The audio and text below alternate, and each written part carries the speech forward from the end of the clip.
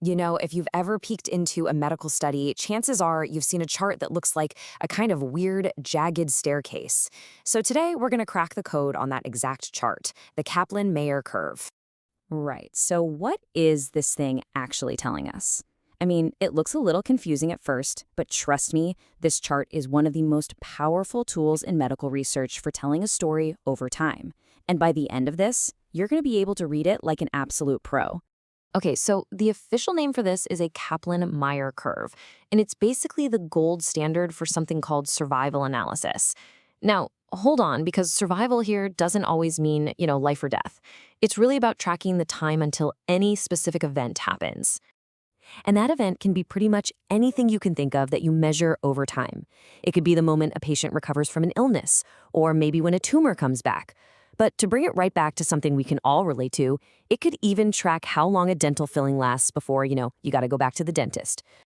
So how do we actually read this story? Well, it's all told in the steps of the curve. But first, we got to nail down one super important definition. When we say survival on this chart, it simply means the person in the study has not yet experienced the event we're tracking. So if the event is a tumor coming back, survival just means the patient is still tumor-free. That's it. Simple as that. All right, let's break this chart down piece by piece. It's way less complicated than it looks, I promise. First up, let's look at the vertical line, the y-axis. This shows the probability of survival, or the percentage of the group that hasn't had the event yet. It always starts at the top at 100%. And why is that? Well, because at the very beginning of the study, day 0, nobody's had the event yet, right? Makes sense. Okay, now for the horizontal line, the x-axis. This one's easy. It's just time. Could be days, could be months, could be years. It all depends on what's being studied. So as we move from left to right, we're just moving forward in time. Now for the fun part, the steps themselves. Every single time that line drops down, it means an event has happened to at least one person in the group. And if you see a big, steep drop, that just means the event happened to a whole bunch of people all at once. And what about these little plus signs or tick marks you sometimes see? Okay, these are incredibly important. They represent something called censored data. Now, that sounds technical, but all it means is that we've lost track of a patient for some reason. Maybe they moved away or decided they didn't want to be in the study anymore. Their personal story isn't over, but our observation of it, well, that's where it stops. Okay, now that we know all the pieces, let's actually use the curve to find one of the most important numbers it can give us, the median survival time. Finding this is a super simple 3-step process. Ready? 1. Find the 50% mark on the side, on the y-axis. 2. Draw a line straight across till you hit that stair-step curve. And 3. Just drop a line straight down to the time axis at the bottom. Whatever that number is, that's your answer. So for this particular curve, bam, the median survival time is 18 months. What does that really mean?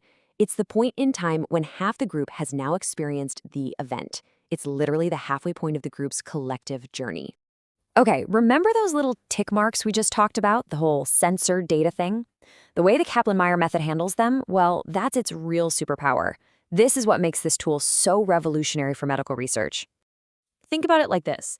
If you were just calculating a simple average, you'd have to completely throw out the data from anyone who dropped out. Poof, gone. And that could totally skew your results. But, and this is the genius part, the Kaplan-Meier method cleverly includes those censored patients for the entire time we were able to follow them. It doesn't guess what happens later, it just uses the valuable info they did provide.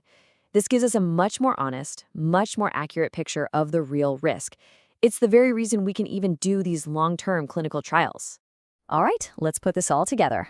Time for a classic real-world showdown, a new drug versus a placebo. Okay, take a good look at this chart. We've got 2 curves. The top one is for the group taking the new medication, and the bottom one is for the placebo group. So just based on everything we've just learned, which group do you think is doing better? Go ahead, take a second. If you pointed to the medication group, you are absolutely right. You nailed it. And this shows the whole idea perfectly. A curve that stays higher and is flatter for longer. That's what you want to see. It means that at any given point, a higher percentage of that group has avoided the bad event. It's a crystal clear sign that the medication is actually working. Now, we could just show the final result like this with a simple bar chart. Yeah, it shows the medication group did better. They had a longer median time in remission.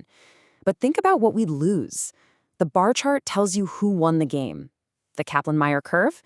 It gives you the full play-by-play, showing you how the game was won, moment by moment. So, the next time you see one of these stair-step charts, I want you to remember that it's so much more than just data. It's a visual story, and its real power isn't just in the lines on the screen, but in the combined real-life stories of every single patient it represents, no matter how long or short their part in that story was.